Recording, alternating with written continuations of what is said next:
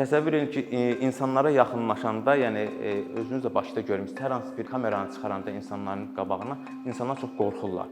Nə məqsədlə çəkirsən, niyə çəkirsən? İndi təsəvvür edin ki, bu insanların qabağına hər gün kamera çıxardırlar və bu insanlar öz evlərini, öz uşaqlarını, öz yoldaşlarını itiriblər və evlərindən çıxıb bu zirzəmilərə gəliblər.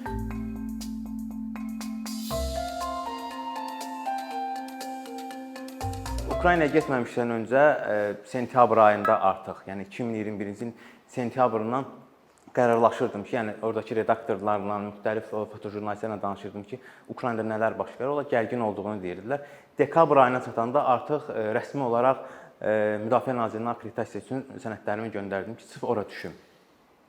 O sənədlərin hazırlanması, ora göndərilməsi, oradan cavab alması ümumiyyətlə çox vaxt alırdı. Bəli də müharibə ab-havası yox idi, amma gərgin olduğu bilinirdi. Və fevral ayında artıq gördüm mənim əməkdaşlıq elədiyim media qurumunun redaktorları və digər fotoqraflar hamısı Ukraynada müxtəlif fotolar paylaşırlar. Və dedim axı müharibə hələm yoxdur, amma mənə deyirlər vəziyyət çox gərgindir. Görürəm ard-arda hissəli fotolar paylaşırlar və fevralın 24-ü yaxınlaşır. Rusiya prezidentinin məlum çıxışından sonra artıq bildiyimiz kimi əməli başlı müharibə elan olunur.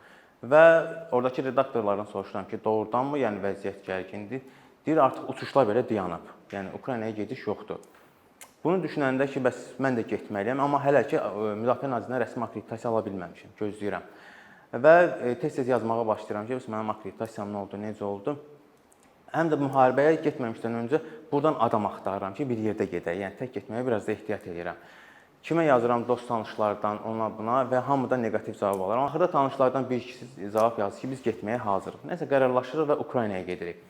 Ukraynaya getməyim və Ukraynada nə iş görəcəm, necə qalacam, harada işləyəcəm, kimlərlə əməkdaşlıq edəcəm, bu barədə ümumiyyətlə heç bir bilgim yoxdur. Sadəcə deyirəm, artıq sadəcə Ukraynaya gedim, çatım.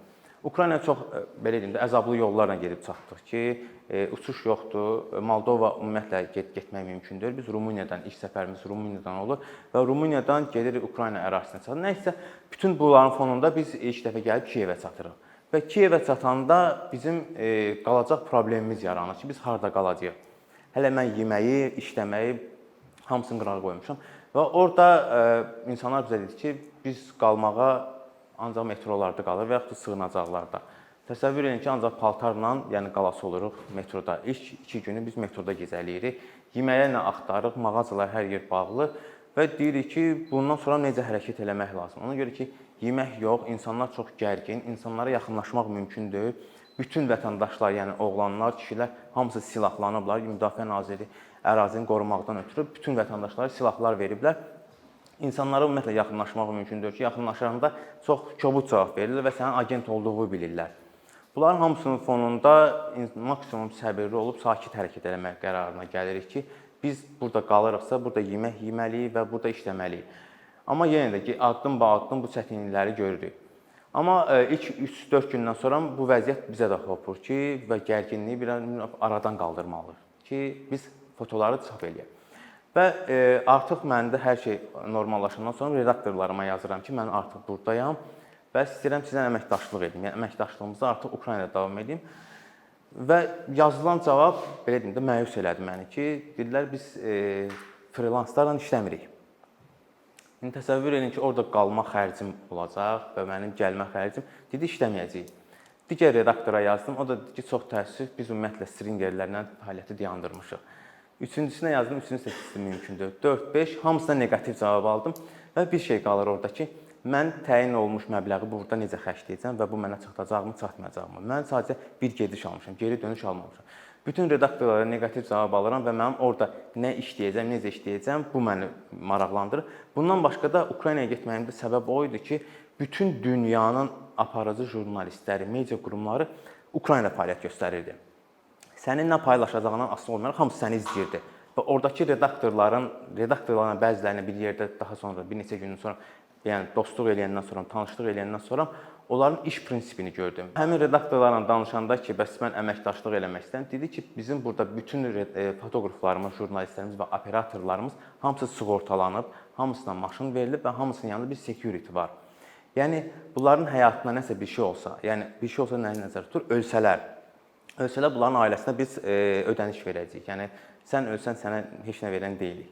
Və oradan çəkdiyim fotolar var əlimdə, amma bunu hara verim? İstərsəm bu məni narahat edirdi ki, bu qədər iş çək və bunlar əlində qalacaq. Çox narahat olurdum ki, aparıcı şeylərin içindəyəm. Bir şey də var ki, o qorxu içində idi. Mən orada çəkdiyim, yəni hər hansı bir yerə gedəndə bomba gəlib. Hətta mən olduğum müddət ərzində mart ayında Kiyev ərazisi hələ mühasirədə idi. Hələ Rusiya ordusu geri çəkilməmişdi. Bunu nəzərə aldım. Artıq addım-ba-addım öz işlərimi redaktorlara təqdim edirəm. Yalnız bir dənə media qurumu okey verdi mənə ki, Anadolu Agentliyi, bəs maraqlı foto kontent olacaqsa biz götürə bilərik səndən. Bu məni biraz rahatladı ki, müəyyən xərcimi burada çıxara biləcəm. Və o və bir başqa bir xarici media, Alman mediası o da okey verdi ki, amma o da təxminən bir 10-15 gün sonra mənə okey verdilər. Yəni işimin müəyyən bir hissəsi keçəndən sonra, yəni köhnə fotoları onlara verə bilməzdim. Bu müddət ərzində nə çəkilişlər çəkirdim, amma background yığırdım və oradakı vəziyyətə nəzarət edirdim. Bu müharibənin birinci səfərini tamamlayandan sonra mən Bakıya geri döndüm. Həm pulum bitmişdi, həm müəyyən psixoloji travma yaşamışdım ki, oradakı müharibənin gedişatında ölmüş insanlar, oradakı vəziyyət hamısı istər-istəməz təsir eləmişdi və əməkdaşlıq elədiyim media qurumunun rəhbərlərinə dedim ki, bəs geri dönürəm. Onlar da geri dön, sadəcə psixoloji yardım alacaqsan bir müddət. Qayıtdım, istirahət elədim. Təxminən 3 gün sonra ikinci səfərimi planlaşdırdım ki, getməliyəm artıq. İkinci səfərim planlayanda bu dəfə daha net idim. Daha hara gedəcəm, nə iş görəcəm, buradakı media qurumları, daha doğrusu burada oturub xaricdəki media qurumları ilə təxminən bir 10-a yaxın media qurumu ilə danışdım. 8-ə okey verdi ki, əgər orada olsan biz səndən foto ala bilərik. Bu artıq mənə həvəsləndirdi ki, yəni çəkdiyim fotolar, mən maddiyyat baxımından hamısını qoymuşam burağa. Fotolarım orada çap olunmalı ki, bütün dünya görsünlər ki, Azərbaycandan bir jurnalist buradadır. Və belə qərarlaşdım. May ayının 7-si artıq bileti çox baha qiymətdə, fantastik baha idi ki, yəni Ukrayna ərazisinə getməkdən ötürü mən artıq Polşaya getməyə qərar aldım ki, Polşa ərazisindən keçim. Və ora çatanda və mənim orada işləmə prinsipim, kimlə işləyəcəm, necə işləyəcəm, hansı media qurumlarına foto göndərəcəm, bu artıq təyin olunmuşdu, harda qalacam. Yəni birinci səfərimlə ikinci səfərim artıq belə deyim də 180 dərəcə fərqlənirdi. Ora çatandan sonra və ilk işim fotolarımı həmin media qurumunun rəhbərlərinə göndərməkdir və onlar mənə dedilər ki, sənin olduğun yer çox təhlükəlidir, bizim media qurumları orada yoxdurlar, amma özünü qoru ki, sənə bir şey olmasın. Bir dənə qorxulu bir şey dedilər mənə ki, Rusiya ordusu geri çəkildikcə diversantları ərazidə buraxır, ondan biraz ehtiyatlı ol, hər an ölə bilərsən. Bu istər-istəməz məni narahat edirdi. Hətta mən qardaşımla artıq yazışırdım, hansı maşına mindim, getdim və deyirdim ki, 2 saat müddətində məndən zəng gəlməsə və yaxud da ki, cavab verə bilməsəm, telefonum sönülü olsa, biləsən ki, ya öldürülmüşəm, ya da əsir götürülmüşəm. İkisindən biridir.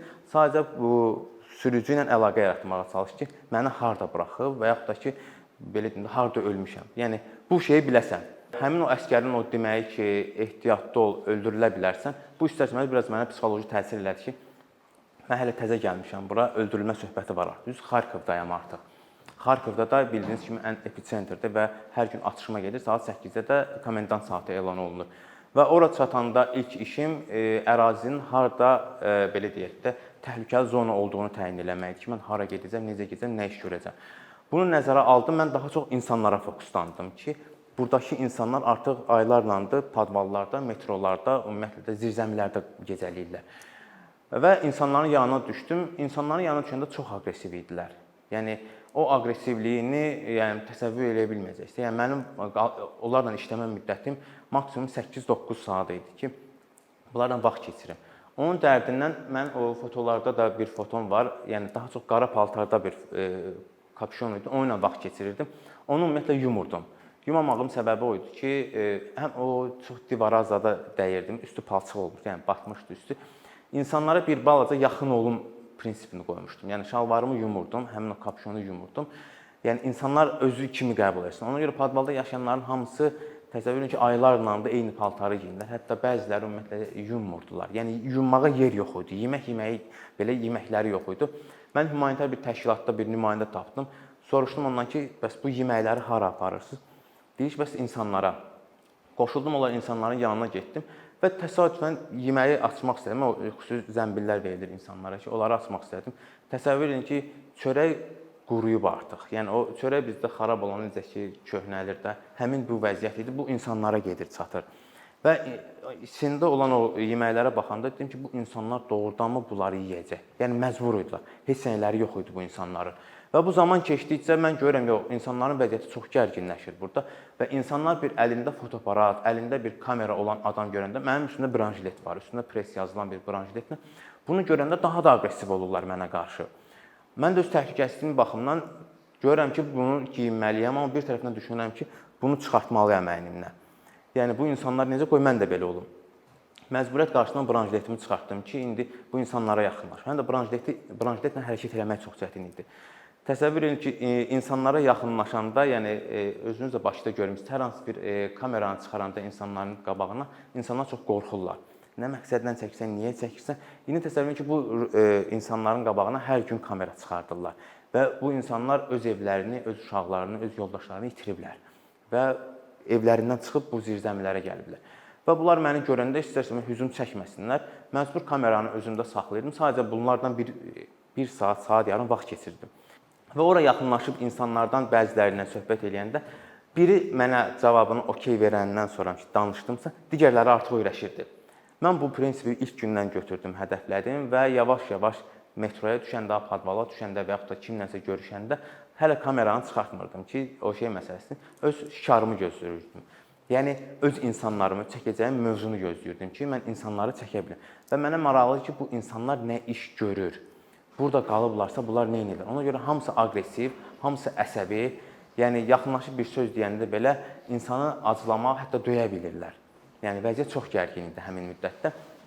Bir müddət bunlarla danışandan sonra artıq mənə öyrəşəndən sonra və çalışırdım həmin zona üzrə hərəkət edeyim ki, bu zonada nəsə öyrənəndə o biri zonaya ötürürlər ki, filan kəs gəlib. Bir dənə də yaxşı tərəfim oldu ki, mənimlə bir yerdə olan humanitar təşkilatın nümayəndəsi o insanlara yemək paylayırdılar və müəyyən geyim paylayırdılar. Bunlar görürdülər həmin adamı və bunların müəyyən qədər kontaktları olmuşdu. Həmin müddət ərzində bir çox məsələn qadınlarla söhbət edirəm. Evlərini tərk eləməyən adamlar var ki, müharibə müddətində tərk eləməmişlər və amma belə deyim də bomba gəlib, raketlər gəlib bunların evlərinə düşmüşdü. Bu müddət ərzində bütün çəkdiklərim media qurumlarında yayımlanır və ən aparıcı bir fotolarından biri oldu. Orada təsadüfən Kiyev ərazisindən keçəndə Buça şəhərinin o fotolarla paylaşmışdım Instagramda. Əvvəl və sonra fotosunu çəkmişdim. Onu çəkəndən sonra bütün xarici media nümayəndələri fokuslandı ki, bu fotonun copyrightını bizə ver, biz də paylaşmaq istəyirik. Əslində əhəmiyyətsiz bir şey kimi yaxınlaşdım. Həmin müddət ərzində ona görə fotoqrafların mütləq bir redaktoru olsun. Yəni fotoqraf özü həm fotoqraf, həm redaktor olanda bəzi şeyi unudur. Ümumiyyətlə nəyin düz, nəyin səhv olduğunu bilmir. Ona görə bütün redaktorlarda, xarici media qurumlarının hamısı, məsələn Azərbaycanda fotoredaktor yoxdur. Amma xaricilərdə hər bir fotoqrafa təxminən 2-3 fotoredaktor təyin edirlər ki, fotoqraf həmin an beyni tam dolu ola bilər, ümumiyyətlə düzgün foto göndərməyə bilər. Onu redaktora göndərirlər. Məndə redaktor olmadığından sadəcə əməkdaşlıq elədiyim media qurumuna mən sadəcə fotonu göndərirdim, çap olunurdu. Əhəmiyyətsiz kimi bir foto kimi yayımladım ki, buna ümumiyyətlə baxan olmayacaq. Amma ən çox baxılan, ən çox paylaşılan media qurumlarının ən çox fotolar buna istinad olundu və bu fotodan keçid eləyərək digər media nümayəndələri gəlib mənə çıxdı. Əgər mən 7 bir media qurumu ilə danışmışdımsa, bu dəfə media qurumlarının sayı çoxaldı. İndi hamısı foto istəyirlər. O demək deyil tək mən idim orada. Digərləri də var. Sadəcə onlardan bir balaca fərqlənmişdim və onlara lazım olan fotoları gedib çəkirdim. Həm də təbii ki, içində bir qorxu var idi. Mənə deyilmişdi ki, ehtiyatlı ol, ərazidə diversant var. Həmin o diversantların bir neçəsini artıq öldürülmüşdülər. Müəyyən bir ərazidə, yəni təyin olunmuş qəsəbə var idi, Malaya Raqan adlanırdı. Oradan tapmışdılar ki, diversantlar ərazidə hərəkət edirlər. Və orada olduğum 14 gün müddət ərzində birincidə ümumiyyətlə 1-2 media qurumunda çap olunmuşdumsa, ikinci səfərimdə artıq 27 media qurumunda çap olunmuşdum. Və media qurumları hamısı, yəni onların redaktorları mənə yazırdılar ki, əgər həmin ərazidəsənsə, bizə filan mövzu lazımdır, onu axtarıb tapmağa çalış. Mən də onlara deyirdim, mənim əsas fokusum buradakı insanlardır. İnsanlar nə iş görür və necə fokuslanırlar işlərinə. Mən orada bir neçə fotolar çəkmişdim ki, həmin fotolardan bəzilərini göstərməyə cəhd eləyəcəm. Həmin orada insanların, yəni Padvalda yaşayan insanların evinə girir, zirzəmidə yaşayan insanlara girirdim ki, orada nələr baş verir və onların təsəvvür edin ki, ərazi üzrə təyin olunmuş qidaları var idi. dərmanları, nə bilim suları və s. və ilaxır. Dedilər ki, burada əgər yenə müharibə başlasa, bu gördüyünüz ərzaqların hamısı sadəcə bir günlükdür. Yəni bir gün də tam olmayacaq. Bunlar hamısı məhv olacaqlar. Yəni artıq bizim verəcək heç nəyimiz yoxdur. İnsanlar hər şeylərini itiriblər. Bunlar hamısı Polşada çəkdiklərimdir. Mən Ukraynadan Polşaya keçəndə bildiyiniz ki, təxminən 2 milyona yaxın qaçqın Polşada yerləşib. O Polşadakı qaçqınlar yəni iki hissəyə bölmüşdü. Yarısı təmin olunmuş, digərləri təmin olunmamış. Təmin olunmamışların içinə düşməkdən ötürü müəyyən akkreditasiya lazım idi. Bu həmin Polşada olan qaçqınlar ki, bunları lüks yer saymaq olar ki, bunların şəraitləri yaxşı idi. Nisbətən daha yaxşı yerdə oturmuşdular bunların hamısı. Bu onların qaldığı həmin bir bina idi ki, bu binada qaldırdılar həmin qaçqınlar, amma bunların müəyyən qədər belə deyim də təchizatları təmin olunmuşdu. Amma digər qaçqınlara düşə bilmədim. Düşə bilməkdən ötürü Polşa Müdafiə Nazirliyinə rəsmi akkreditasiya müraciət olunmalı idi. O da mənə deyilməmişdi. Məndən xəbərsiz idim ki, ora düşmək lazım idi. Amma həmin oradakı qaçqınlarla söhbət edəndə bunlar dedilər ki, biz artıq burada qalmaqdan bezmişik. Təsəvvür edirsiniz, lüks yerdə yaşayırlar, yeməkləri 3 gün verilir, hətta heyvanları belə var yanlarında. Bunlar dedilər, biz artıq bezmişik, buradan çıxmaq istəyirik. Səbəbini soruşdum, dedilər ki, burada qalıb ölməkdənsə öz torpağımızda qalıb ölmək daha yaxşıdır. Hardan gəldiklərini soruşdum, dedilər, Xarkovdan gəlmişik. Təsəvvür edin ki, Xarkovda bu dəqiqə poligondur, yəni dağıdılıb hər yer. Onun dərdindən bunlara dedim getməyə və heç birinin pasportu yox idi. Onların şəkillərini çəkəndə dedi, oğul, bu şəkillərin ümumiyyətlə heç bir təsiri yoxdur. Biz onsuz da öz torpağımızdan didərgin düşmüşük. Bizim sadəcə ümidimiz qalıb ki, bu müharibə bitsin, gedək dağılmış torpağımızda öz evimizi təzədən quraq. Bunlar buna fokuslanıblar. İndi təsəvvür edin ki, bütün Ukraynadan qaçan o qaçqınların hamısı və hətta biz o Odessanı tərk eləyəndə də, mən Lvovu tərk eləyəndə də hər ikisində bunu gördüm ki, avtobusdan gənc oğlanları avtomatik sərhəddə düşürdülər. Ukrayna əsgərləri düşürdülər ki, və soruşurlar nəyə gedirsən? Sən deyəndə ki, bəs ailəm tutaq Polşadadır və yaxud da ki, filan zonadadır, ora gedirəm. Bunları düşürdülər ki, sən hələ ölkəyə lazımsan, ölkədən oğlanların 50 yaşa qədər olan kişilərin hamısı qalmalıdır. Ehtiyac olacaqsa siz gedəcəksiniz. Biz xarici vətəndaş olduğundan bizi buraxmışdılar. Yəni bütün bunların hamısı ard-arda başladı bütün oğlanlara təsir etmək və ən pis tərəfi o idi ki, bütün Ukrayna vətəndaşlarının böyük əksəriyyəti silahlanmışdılar.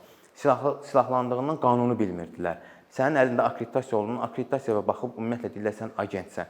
Yəni müəyyən adlar qoyduqca və sən onlara qarşı hər hansı bir reaksiya verdikcə, hər hansı bir səhv mövqe göstərdikcə xoşagəlməz hal baş verir ki, o Xarkovda mənə olmuşdu. Polis mənə yaxınlaşıb branşletin mənim olmadığımı və kameralar mənim olmadığımı, Rus agenti olduğumu bu cür sözlər yaymağa başladılar və təbii ki, Müdafiə Nazirliyinə zəng elədilər. Hər bir akkreditasiyanın üstündə təyin olunmuş nömrə var ki, bu nömrəyə uyğun sənin bütün belə deyim də danıların orada görsənir. Məlumat alındı ki, bu yəni təyin olunmuş, akkreditasiya olunmuş jurnalistdir, bunu buraxın. Təxminən saat yarım orada biz qalandan sonra bizi buraxdılar. Yəni Ukraynada jurnalistlərin fəaliyyəti, jurnalistlərin hərəkət müddəti çox kritik idi. Yəni sən hara getməklə asılı olmayaraq polis səni saxlayır və səndən sənəd ala bilər və getdiyin yerdə ölə bilərsən. Ölə bilməyin də bir dənə səbəbi odur ki, sən getdiyin müharibə kombat zonasında gedirsən, orada ümumiyyətlə nə baş verdiyini bilmirsən və bütün jurnalistlərə o xəbərdarlıq olmuşdu. Bu may ayında bunu daha çox demişlər ki, Rus ordusu geri çəkildikcə diversantları ərazidə qoyub gedir və ərazi minalanmış ola bilər. Və ölmüş insanların altlarına mina qoyurlar. Bundan çox ehtiyatlı olun.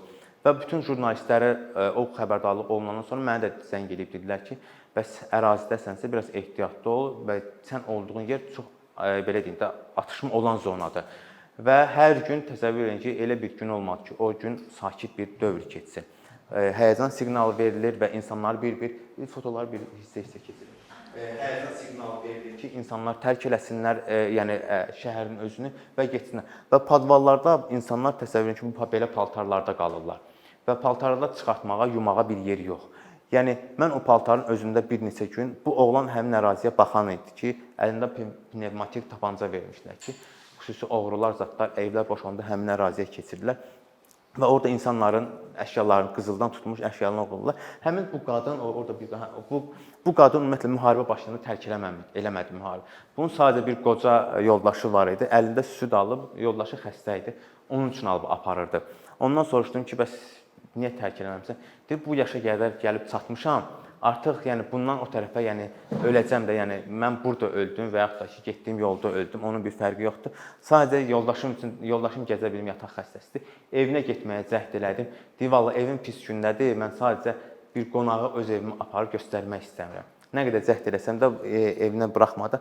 Amma əlindəkini göstərdi ki, vallah bir dənə xəstə yoldaşım var və evdən çıxıb 2 saat yarıma gedib çatır. Yəni çox zülmlə hərəkət edirdi həmin bu qadın. Bu həmin o Xarkovda olan insanların o aqibəti idi ki, insanların vəziyyəti çox kritikdir. Yəni buradan baxanda orada nə baş verir? Özüm məsələn o fotoları paylaşanda düşünürdüm ki, bu fotoları görürsən paylaşımmı? Yəni ölmüş insanı paylaşmaqmı? Və yaxud da ki, bu insan hekayələrini paylaşmaq, bu istər-istəmə insanı narahat edir və bunu nəzərə alırdım ki, məni tək Azərbaycandan başqa digər media qurumlarından da izləyirlər. Mən jurnalist olaraq bunu göstərməliyəm. Hətta orada əməkdaşlıq edəcəm media qurumlarının fotoqrafları da o sözü mənə deyirlər ki, deyir, nə vaxta qədər eyni mövzuları çəkə-çəkə duracaqsınız, siz dəyişməlisiniz artıq. Ona görə məsələn getdiyim bütün zonaların hamısında nə qədər kritik olsa da, nə qədər çətin olsa da bu şeyi nəzərə almışdım və ona doğru hərəkət edirdim. Orada çəkdiyim bütün fotoların hamısında maksimum çalışdım. Məsələn, bu axırıncı bu fotolar var idi. Adam əsgər idi. Bunların haqqında sənədli film çəkilmişdi. Buna çox çətinliklə razılıq aldım həmin kişini çəkmədən ötürü.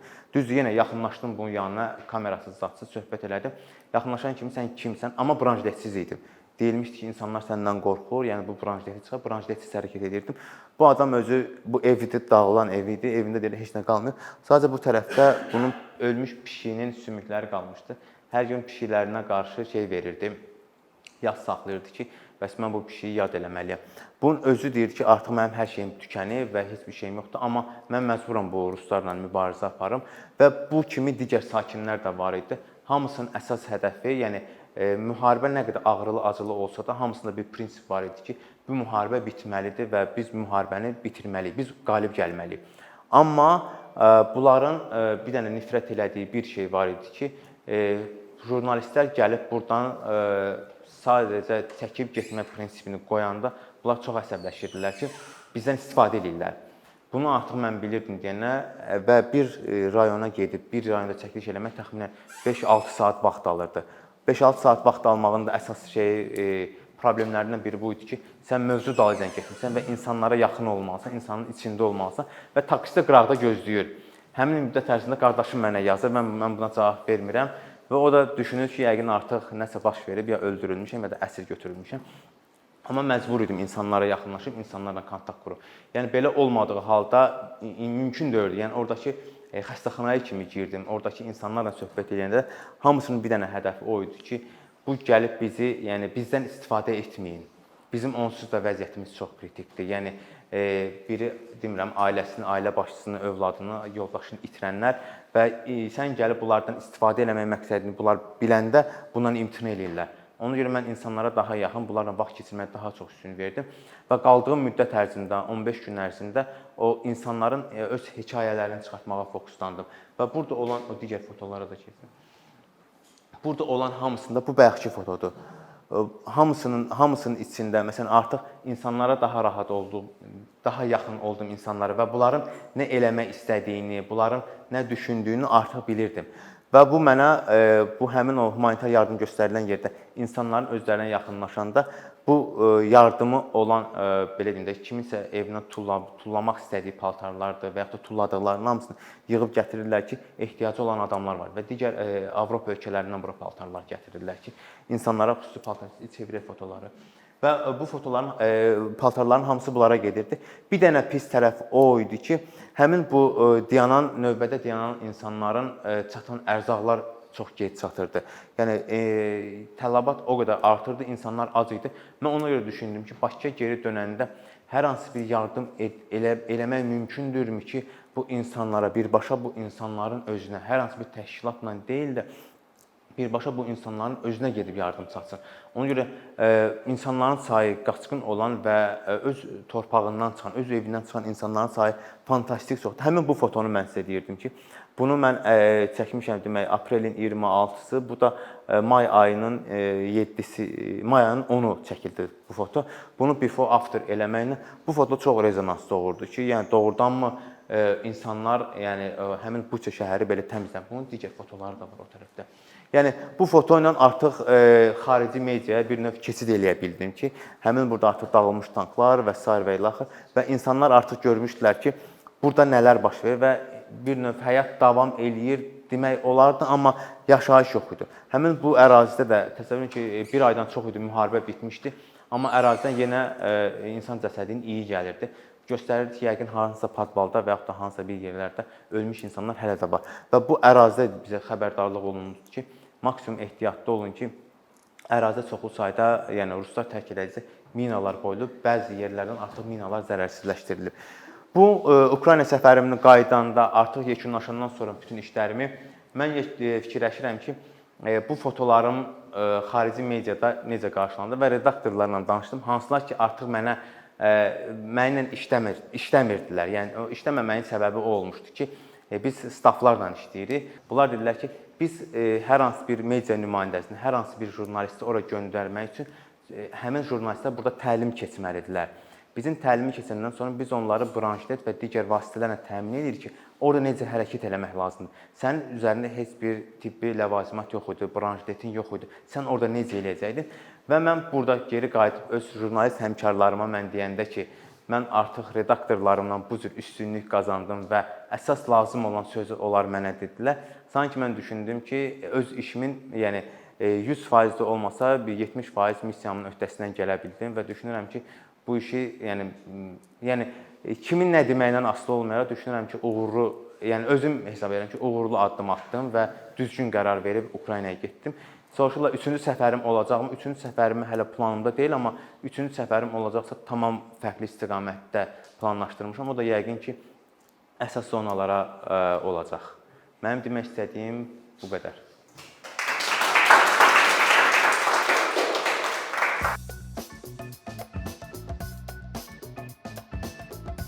Bir neçə ildir ki, əkinçi olaraq Azərbaycanlı izləyicilərin hər zaman faydalana biləcəyi, keyfiyyətli və ən əsas ödənişsiz kontent hazırlamağa çalışırıq. İndiyədək təqdim etdiyimiz onlarla animasiya və yüzlərlə çəkilişlər tələbələrin, mütəxəssislərin, müəllimlərin və ümumiyyətlə yeni mövzulardan xəbərdar olmaq istəyən çox sayda insanın marağına səbəb olub.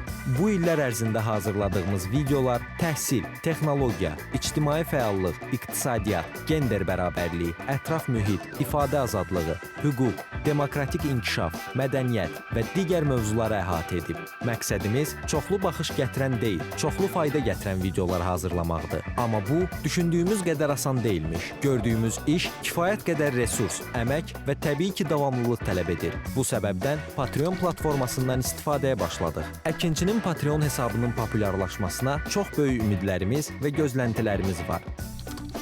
Bəziləriniz Patreon haqda ilk dəfə eşidirsiniz. Əslində, çox sadə izahı olan bir platformadır. Təsəvvür edin ki, siz rəssam və ya musiqiçisiniz. Sosial şəbəkələrdə sizi izləyən, işinizi bəyənən çox sayda insan var. Patreon platforması sizə imkan verir ki, izləyicilərinizin könüllü aylıq ödənişləri sayəsində işinizi davam etdirəsiniz. Sərgi, konsert zallarından asılı qalmayasınız. Amma bu, təkcə rəssam və musiqiçilərə aid deyil. Məsələn, əkinçiyə bənzər fəaliyyətlə məşğul olan bəzi layihələrin 10 minlərlə patronu var. Biz də düşündük ki, nə üçün əkinçinin Patreon hesabı olmasın? Sizin dəstəyiniz sayəsində biz daha çox və daha keyfiyyətli kontent yaratmağa davam edə biləcəyik. Amma bu dəstək yalnız maddi dəstək deyil. Dəstəkçilərimizin sayının artması gördüyümüz işlərin faydalı olduğuna dair əminlik verir.